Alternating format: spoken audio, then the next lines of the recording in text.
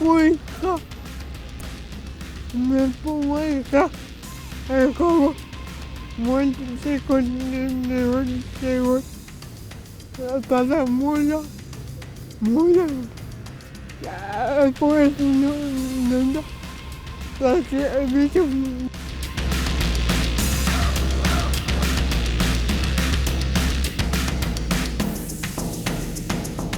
Технологијата и начинот на кој што функционира самиот проект е токму поставување на очила на главата на лицето со физичка попреченост.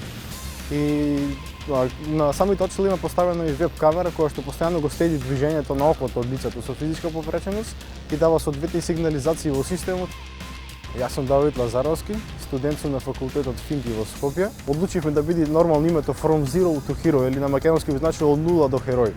Ние сме студенти средношколци кои што моментално се наоѓаме на нула, едноставно креираме прототип патент кој што сигурно се надеваме и сме сигурни дека ќе стане херој во нашето општество со тоа што сите лица со физичка попреченост ќе контролираат нашата инвалидска количка.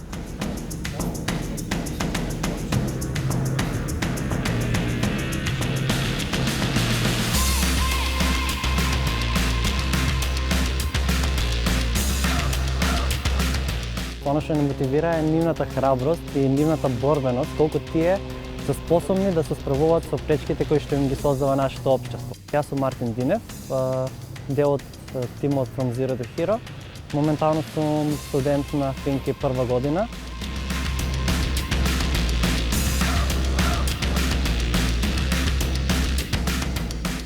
Бидејќи нивната ментална состојба мора да биде на значително високо ниво, затоа што сепак се работи за управување движење во јавност на самата количка. Тоа воведува и дополнителна обука која што представува туторијал, ние што би го рекли на нашиот тим како да се контролира самата количка.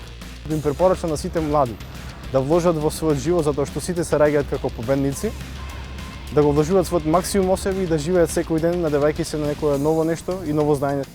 Би предлагал на сите институции да се загрижат да станат општествено одговорни тие, да ги следат иновациите кои што ги креираат токму младите во нашата држава, затоа што има прекрасен кадар, вклучувајќи и нас во тие, да вложат повеќе од својот приход и да овозможат самата држава да технички да се напредува.